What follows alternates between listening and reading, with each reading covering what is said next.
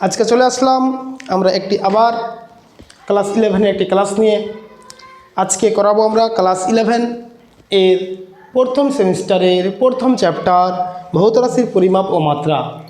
এর আগের দিন আমরা শিখেছিলাম যে ভৌত একক কাকে বলে এবং এককের প্রকারভেদ বলেছিলাম, মূল একক এবং লব্ধ একক, এবং ওই এককগুলির আমরা কয়েকটি পদ্ধতি সম্বন্ধে নাম জেনেছিলাম এবং সেখানে আমরা এসআই সিস্টেম বা ইন্টারন্যাশনাল একক যেটা এসআই ইউনিট যেটাকে বলি তার সম্বন্ধে একটু ধারণা পেয়েছিলাম। আজকে আমরা মূল একক এবং যে লব্ধ একক যেগুলো আছে ওই এককগুলিকে মুখস্থ না করে কিভাবে আমরা সেই এককগুলো মনে রাখবো, ঠিক আছে, সেটা আমরা জানতে যাব। সর্বপ্রথমে আমরা এই এককগুলির নাম এবং মূল একক যে 7টি আছে এই 7টির নাম এবং তাদের চিহ্ন বা প্রতীকগুলো আমরা জানবো। তারপর আমরা লব্ধ এককগুলি আমরা জানতে যাব। তো মূল একক 7টি, সর্বপ্রথমে যে আমরা এককটি পড়ব তার নাম হচ্ছে দৈর্ঘ্য। তো দৈর্ঘ্য, এই দৈর্ঘ্য মাপা হয় আমরা কিসে বলেছিলাম না, এর একক দৈর্ঘ্যর আমরা চিহ্ন জানবো। আগে দেখি রাশি চিহ্ন, একক এবং তার চিহ্ন বা প্রতীক। 1 নম্বরে আমরা মূল রাশি পড়ব দৈর্ঘ্য। এই দৈর্ঘ্যকে সূচিত করা হয় চিহ্ন এল, ঠিক আছে। এর একক কি না, এর এসআই একক হলো মিটার। মিটারকে লেখা হয় স্মল এম দ্বারা। তারপরে আমরা পড়ব ভর, এর চিহ্ন হচ্ছে কি না এম। এর ইউনিট এসআই একক হবে ভরের না কেজি বা কিলোগ্রাম,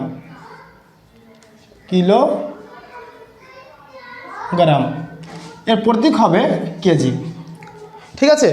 তারপরে পড়ব আমরা সময়। সময়ের চিহ্ন কি টাইম, এর একক হবে সেকেন্ড, এর চিহ্ন প্রতীক হবে সেকেন্ডের চিহ্ন হচ্ছে এস। এরপরে আমরা পড়ে নেব যে উষ্ণতা বা তাপমাত্রা, এটাকে আমরা সৃষ্টি করব। কিছু কিছু বই থিটা লেখা হয়, কিছু কিছু বই আবার ক্যাপিটাল টি লেখা হয়, ঠিক আছে। উষ্ণতা বা থিটা, এর প্রতীক কি চিহ্ন কি চিহ্ন হচ্ছে একক হচ্ছে কেলভিন। এসআই একক হচ্ছে কেলভিন, তাহলে এর প্রতীক হচ্ছে কেলভিনের কে। এখানে একটা মনে রাখবে, এসআই পয়সা কেলভিন, এখানে কিন্তু ডিগ্রি হয় না, ডিগ্রি দিলে ভুল হয়। এবার পড়ব আমরা তড়িৎ প্রবাহ মাত্রা।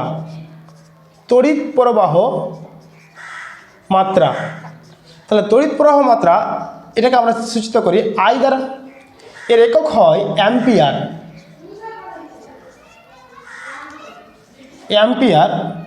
এটাকে আমরা লিখি এ দ্বারা।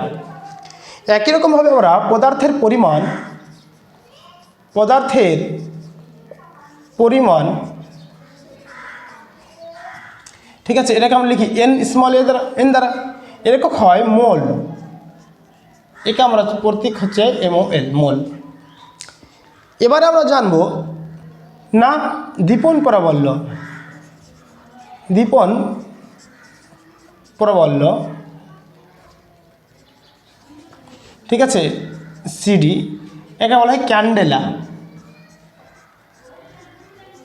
এর চিহ্ন হচ্ছে CD। এই যে 7টি একক, এই 7টি এককে আমরা জানলাম। এই 7টি একক হচ্ছে মূল একক, এসআই পদ্ধতিতে মূল একক বা প্রাথমিক একক, তাদের চিহ্ন এবং তাদের এককের প্রতীক বা চিহ্ন। এটি বাদেও দুটিকে আর এই এসআই পদ্ধতিতে 7টি একক পড়লাম, এর ঠিক আছে সাব একক হিসাবে দুটি উপ একক হিসাবে ধরি। একটা হচ্ছে না কোণ, ঠিক আছে, যার একক হচ্ছে রেডিয়ান। আর একটা হচ্ছে ঘন কোণ, এটাকে বলা হয় স্টেরেডিয়ান।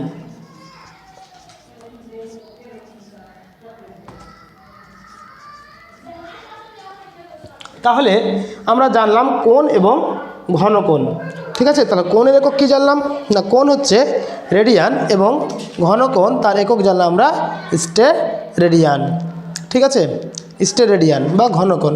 আচ্ছা, এবার একটা জিনিস আমরা আর জানবো, এরপরে আমরা জানবো আজকে লব্ধ এককগুলির একক কীভাবে আমরা নির্ণয় করব। লব্ধ এককগুলির একক শুধুমাত্র এই এককটি মুখস্থ রাখতে গেলেই, মনে রাখতে গেলেই লব্ধ এককগুলিকে কিন্তু আর মুখস্থ করার দরকার নেই। মনে রাখবে বাকি এককগুলো তাদের আমরা যে গাণিতিক সম্পর্কগুলো রয়েছে, কী কী জিনিসের উপর নির্ভরশীল, সেগুলো জানলেই আমরা এই এককগুলোকে কাজে লাগিয়ে ওই এককগুলোকে আমরা নির্ণয় করতে পারবো। ঠিক আছে, তার আগে একটা কথা বলি যে আমরা একটা জিনিস আজকে আর জানবো, এককবিহীন ভৌত রাশি। ঠিক আছে, কারণ এখানে এই যে আমরা কোণ এবং ঘনকোণ এই দুটো জিনিস রেখেছি, এই দুটো জিনিসের জন্য আমি এই জিনিসটা বলতে যাচ্ছি, এককবিহীন এবং বা মাত্রাবিহীন। এককবিহীন রাশি কাকে বলবো? কিছু কিছু ভৌত রাশি আছে যারা দুটি সমজাতীয় রাশির অনুপাত, যেরকম কি না বিকৃতি। এই বিকৃতি ইজিক্যাল টু হয়, ঠিক আছে, দৈর্ঘ্যের পরিবর্তন বা দৈর্ঘ্যের বৃদ্ধি বাই মূল দৈর্ঘ্য। তার মানে দেখো এটাও দৈর্ঘ্য, দুটি সমজাতীয় রাশি, তাহলে এদের একক যদি আমরা মিটার এম আর এম লিখি, তাহলে কেটে কুটে আমরা 1 পাবো। তাহলে এটা কি হলো না, কোনো একক পেলাম না। ঠিক আছে, তো এরকম দুটি সমজাতীয় রাশির যদি অনুপাত থাকে, তাহলে সেই রাশিটিকে বলি আমরা এককবিহীন ভৌত রাশি। কি বলি আমরা? এককবিহীন ভৌত রাশি। ঠিক আছে, কেন বললাম কথাটা? আচ্ছা, এরা এককও বিহীন এবং মাত্রাও বিহীন। মাত্রা জিনিসটা কি, এরপরে আমরা নেক্সট ক্লাসে জানবো। ঠিক আছে, তাহলে যদি দুটি সমজাতীয় রাশির অনুপাত হয়, তাহলে সেই রাশিগুলিকে বলা হয় এককবিহীন ভৌত রাশি বা মাত্রাবিহীন ভৌত রাশি। কিন্তু গল্প হচ্ছে এখানে দুটি আমরা যে একক পেয়েছি, যে কোণ এটা হচ্ছে রেডিয়ান, এবং ঘনকোণ এই যে আমরা পেয়েছি স্টেডিয়ান, এ দুটিও কিন্তু দুটি সমজাতীয় রাশির অনুপাত। তা সত্ত্বেও এই দুটি ব্যতিক্রম, যার কি আছে, একক আছে। কোণ ইজিক্যাল টু হয়, মনে রাখবে, কোণ ইজিক্যাল টু বৃত্তচাপ বাই ব্যাসার্ধ। তার মানে কি, বৃত্তচাপ, এটা একটা, যদি আমরা একটা বৃত্তচাপ আঁকি, তাহলে এটা যদি একটা হয়, এটা হচ্ছে বৃত্তচাপ এবং এগুলো হচ্ছে ব্যাসার্ধ, তাহলে এটাও দৈর্ঘ্য বোঝাচ্ছে, এটাও দৈর্ঘ্য বোঝাচ্ছে, মানে দৈর্ঘ্য বা দৈর্ঘ্য সমজাতীয় রাশি। কিন্তু তা সত্ত্বেও এর কিন্তু একক আছে রেডিয়ান। ঠিক আছে, এগুলো তো মনে রাখতে হবে। এবং সিমিলারলি ঘনকোণ, তো ঘনকোণটা কি না, ঘনকোণ ইজিক্যাল টু, এই যে ঘনকোণ যে আমরা পড়লাম, ঘনকোণ ক্ষেত্রে আমরা দেখতে পাবো এটিও দুটি সমজাতীয় রাশি, কিন্তু সমজাতীয় রাশি হওয়া সত্ত্বেও এর কি থাকবে, একক থাকবে। ঘনকোণ ইজিক্যাল টু হয় ক্ষেত্রফল বাই ব্যাসার্ধ তার স্কোয়ার, মানে ব্যাসার্ধ স্কোয়ার দৈর্ঘ্য স্কোয়ার, মানে এটাও দৈর্ঘ্য স্কোয়ার, এটাও দৈর্ঘ্য স্কোয়ার। তা সত্ত্বেও কিন্তু আমরা এর একক পেয়েছি। ঠিক আছে, তো যাই হোক, আমরা মূল একক 7টি পড়লাম এবং তার সাথে দুটি একক জানলাম, কোণ এবং ঘনকোণ। এই দুটি সমজাতীয় রাশির অনুপাত হওয়া সত্ত্বেও এদের কিন্তু একক আছে। এবারে আমরা জানতে যাব যে সমস্ত লব্ধ এককগুলো আছে, সেই এককগুলো এই সমস্ত এককের উপর নির্ভরশীল করে কিভাবে নির্ণয় করা যায় মুখস্থ না করে। ঠিক আছে, সেই জিনিসগুলো আমরা আজকে জানতে যাব। তো আমরা এবারে জেনে নিব লব্ধ এককের মধ্যে সর্বপ্রথমে যা জানতে যাব,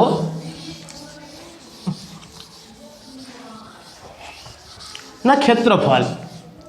আমরা একটি রাশি লিখলাম ক্ষেত্রফল।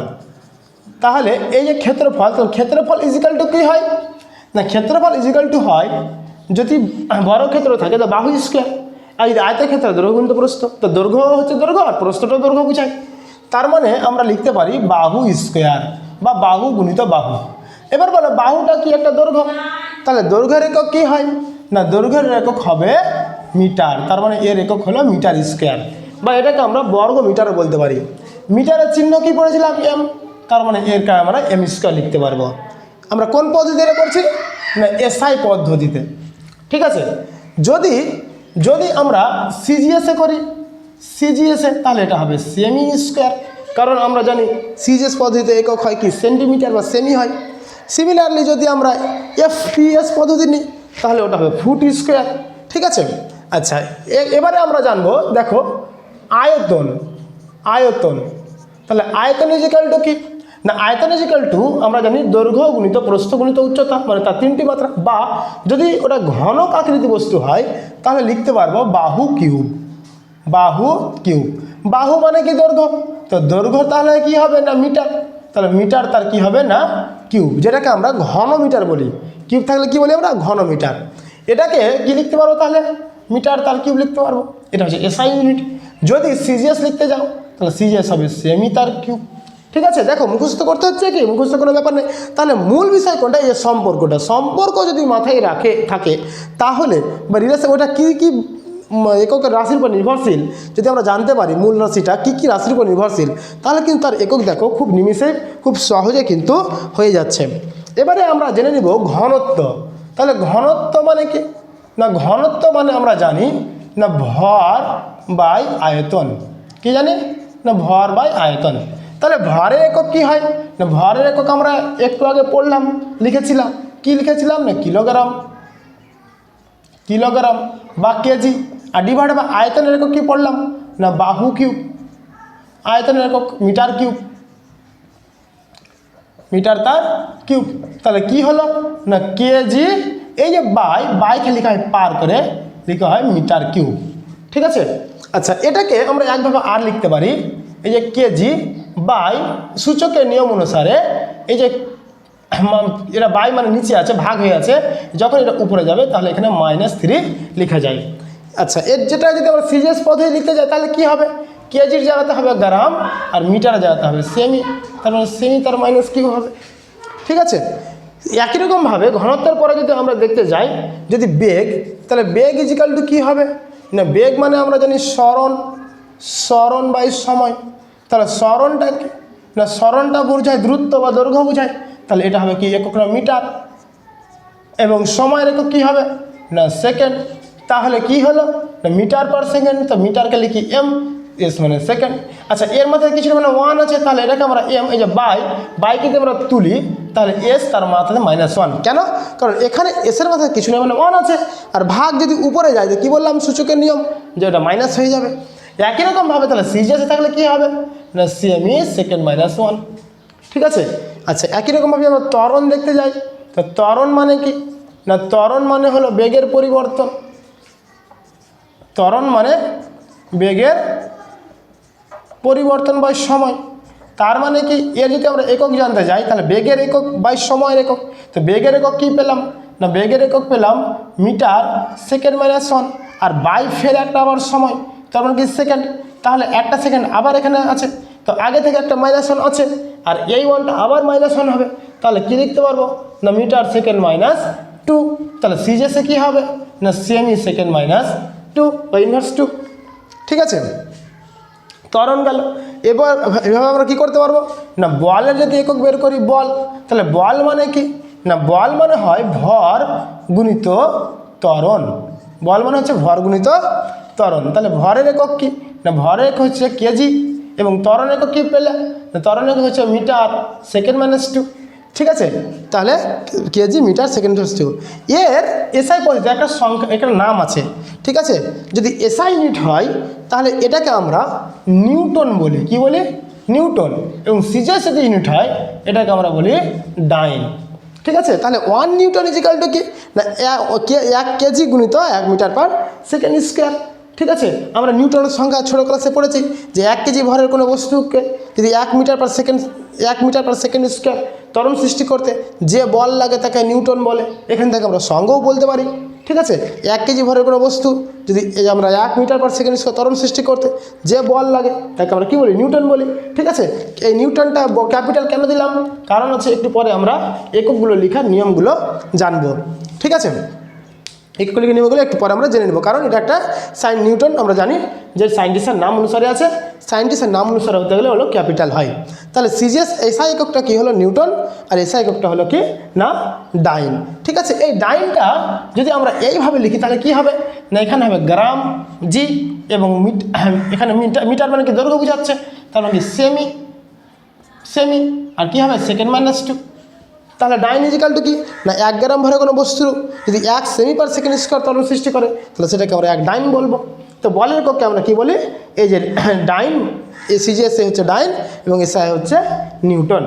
একই রকমভাবে যদি আমরা চাপ জানতে জানি, চাপ, তাহলে চাপ মানে কি না, চাপ মানে হলো বল বাই ক্ষেত্রফল, বল বাই ক্ষেত্রফল। তাহলে বলের একক কী পড়লাম না নিউটন, আর ক্ষেত্রফলের একক কি আমরা জানি, ক্ষেত্রফল হলো মিটার স্কোয়ার, তার মানে কী হলো না নিউটন মিটার -2। এটাকে আবার বলা হয় পাস্কাল, কি বলা হয় পাস্কাল। যেরকম আমরা এটাকে আমরা নিউটন বললাম, ওরকম নিউটন মিটার ইনভার্স 2 এটাকে বলা হয় পাস্কাল। ঠিক আছে, তাহলে সিজিএস একক কী হবে? নিউটনের জায়গাতে আমরা কী লিখব না ডাইন, এবং মিটার এর জায়গাতে লিখবো আমরা সেমি। এর একক এসআই একক কিন্তু এটা হয়, এর কোনো নাম সাধারণত নেই, কিন্তু এটাকে আমরা এসআই যখন ইউনিট পড়বো তখন এটাকে আমরা পাস্কেল পড়বো।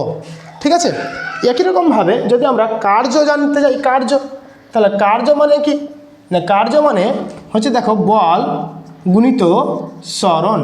তার মানে বলের একক গুণিত সরণের একক।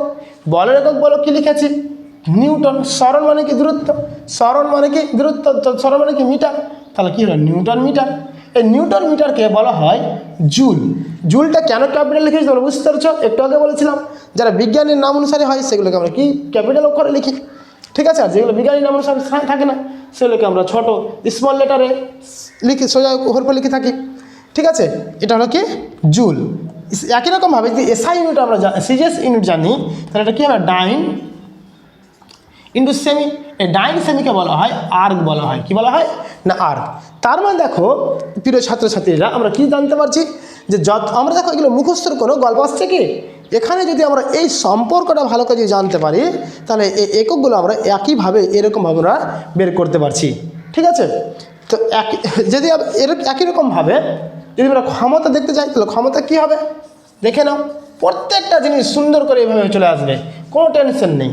তাহলে কী হবে ক্ষমতা ইজিক্যাল টু আমরা কী জানি না ক্ষমতা ইজিক্যাল টু হয় কার্য বাই সময়, মানে কাজ করার হারকে আমরা ক্ষমতা বলি।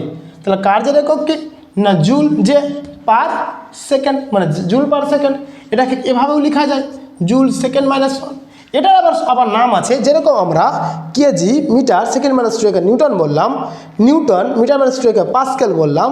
একই রকমভাবে যে সেকেন্ড ইনভার্স 1 এটাকে আমরা বলবো ওয়াট, বলবো ওয়াট। কি বলবো ওয়াট।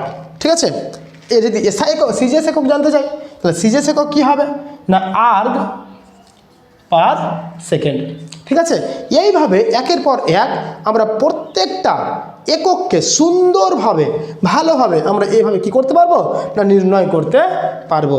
ঠিক আছে, আচ্ছা শুধু এই সম্পর্ক থেকে মনে রাখবে শুধু এককই নয়, এককই নয় আমরা মাত্রাও নির্ণয় করতে পারবো। দেখে নাও কীভাবে, আমি শুধু সম্পর্কটি লেখা রাখছি।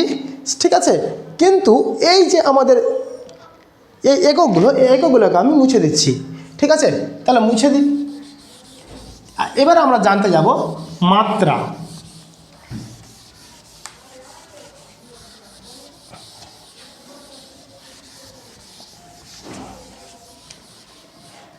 যাই হোক, আমি একটা জিনিস জিজ্ঞাসা করতে ভুলে গেছি যে কি তোমার টুকা হয়েছিল তো, আশা করি যদি না হয়ে থাকে তো কী করে ভিডিওটাকে স্কিপ করে বা ভিডিওটাকে থামিয়ে টুকে নেবে। এবারে আমরা এই সম্পর্ক থেকে মাত্রা শিখে নিব। মাত্রা, এই সম্পর্ক যদি মাথায় থাকে তো তার একক কী হবে, সিজিএস একক কী হবে, এসআই একক কী হবে, এফপিএস একক কী হবে, তার মাত্রা কী হবে, এমনকি সংজ্ঞাও আমরা বলতে পারি। দেখো যদি আমরা সংজ্ঞা বলি তো চাপের সংজ্ঞা এখান থেকে বলতে একক ক্ষেত্রফলের ওপর লম্বভাবে যে বল প্রযুক্ত করা হয় তাকে চাপ বলে। কার্য বলে কোনো বস্তুর বল প্রযুক্ত করলে যদি সরণ হয় তাকে কার্য বলে। এই সম্পর্কটা তোমাদের জন্য খুবই খুবই ইম্পর্টেন্ট। যদি তোমরা এই সম্পর্কগুলোকে মাথায় রাখতে পারো তাহলে এদের সংজ্ঞা, একক, মাত্রা এবং প্রত্যেক পদ্ধতি একক এই সমস্ত জিনিসগুলো জানতে পারবে। তো আজকে আমরা আবার এই যে সম্পর্ককে কাজে লাগিয়ে আমরা মাত্রা নির্ণয় করতে শিখব। তার আগে আমি বলে দিই আমাদের মেনলি বেশ কয়েকটি মাত্রা মাথায় রাখতে হবে। যেরকম কি আমরা এককের ক্ষেত্রে দেখেছিলাম যে দৈর্ঘ্য এর একক আমরা পড়েছিলাম মিটার। ওরকমই মনে রাখবে দৈর্ঘ্যের মাত্রা হয় এল এবং মাত্রাকে তৃতীয় বন্ধনী এভাবে করে ঘিরে দিতে হয় ব্র্যাকেট দিয়ে। ঠিক আছে, তো যেরকম এসআই পদ্ধতিতে আমরা 60টি মূল একককে আমরা মাথায় রেখেছিলাম ওইরকম ওই 60টি মূল এককের আমরা মাত্রাকে মাথায় রাখবো। তো দৈর্ঘ্যের মাত্রা কী পাবো রে না এল। ঠিক আছে, দৈর্ঘ্য, প্রস্থ, উচ্চতা, দূরত্ব, সরণ, দ্রুতি এই সমস্ত জিনিসগুলো দৈর্ঘ্যই বোঝায়। এবারে আমরা ভর, তাহলে ভরের মাত্রা হবে না ভরকে মাত্রা হয় ক্যাপিটাল এম দ্বারা। ঠিক আছে, ভরের মাত্রা কী হবে না এম। সময়, এই সময়ের মাত্রাকে আমরা লিখি ক্যাপিটাল টি দ্বারা। ঠিক আছে, একই রকমের উষ্ণতা এর মাত্রাকে লিখে থাকি কিছু কিছু বইয়ে কে লেখা থাকে, আবার কিছু কিছু বইয়ে থিটা এইভাবে লেখা থাকে। ঠিক আছে, আবার যদি আমরা তড়িৎ প্রবাহ মাত্রা, তড়িৎ প্রবাহ মাত্রা এর মাত্রা জানতে যাই, তাহলে এর মাত্রা হচ্ছে না আই, এর মাত্রা কে না আই। ঠিক আছে, পদার্থের পরিমাণ এর যদি আমরা মাপতে যাই, পদার্থের পরিমাণ, তাহলে এর মাত্রা এই যে আমরা মোল লিখলাম তাকে আমরা দ্বিতীয় বন্ধনীতে ঘিরে দেব। একই রকমভাবে দীপন প্রবাল্য এর যদি আমরা মাত্রা জানতে যাই, তাহলে আমরা কিভাবে জানবো না এই যে সিডি তাকে আমরা ঘিরে দেব। এই 60টি মাত্রা যদি মাথায় রাখতে পারো, এই 60টি মাত্রায় কাজে লাগিয়ে আমরা বাকি এই সমস্ত যে রাশিগুলো রয়েছে লব্ধ রাশি এর মাত্রাগুলো আমরা নির্ণয় করতে যাব। ঠিক আছে, আবার বলি, যেরকম আমরা পড়েছিলাম যে দুটি সমজাতীয় রাশির অনুপাত থাকতে গেলে যেরকম বিকৃতি ইজিক্যাল টু আমরা পেয়েছিলাম দৈর্ঘ্যের পরিবর্তন বা দৈর্ঘ্যের বৃদ্ধি বাই দৈর্ঘ্য। তো এর যেরকম আমরা কোনো একক পেয়েছিলাম না, তার জন্য এটাকে বলেছিলাম এককবিহীন ভৌত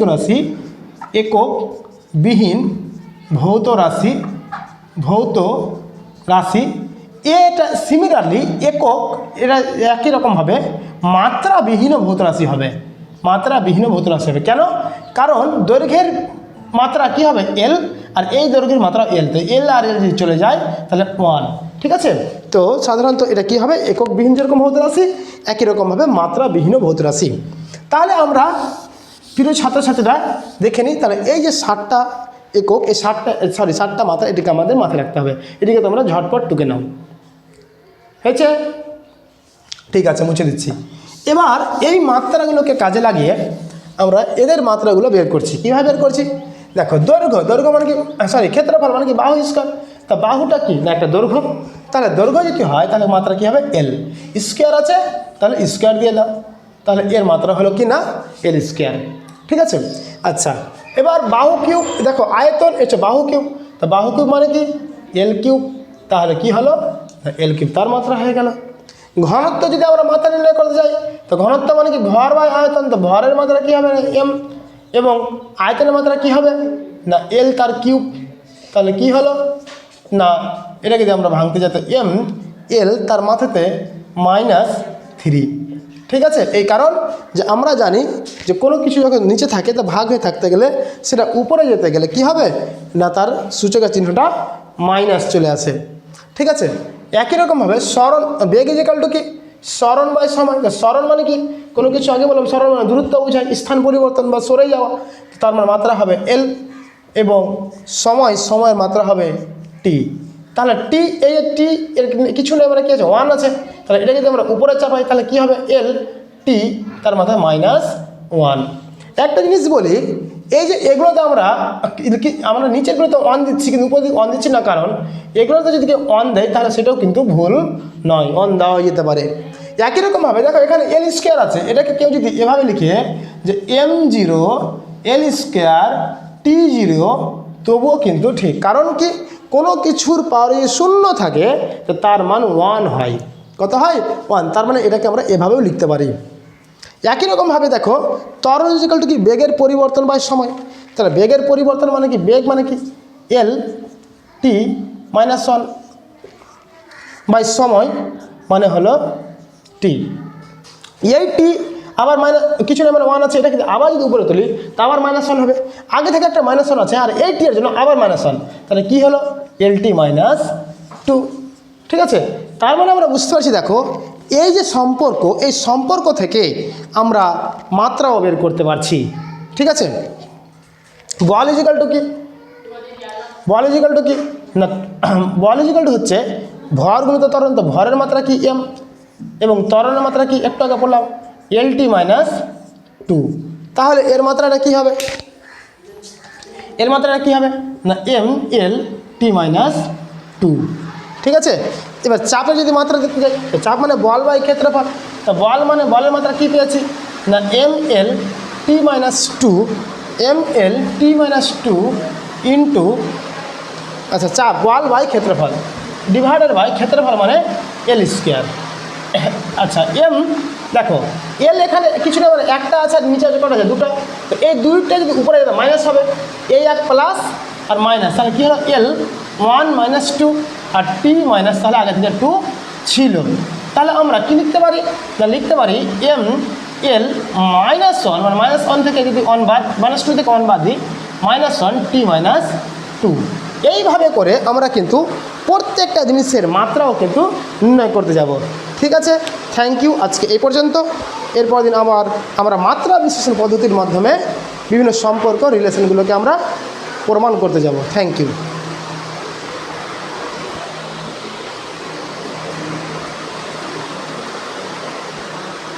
হয়নি? কী হলো রে দাদা? ভিডিও হয়েছে। এখানে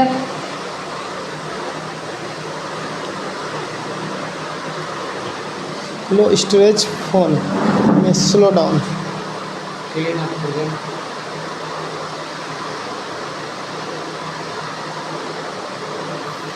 क्लीन अप করলে তো ভেঙে যাবে যে।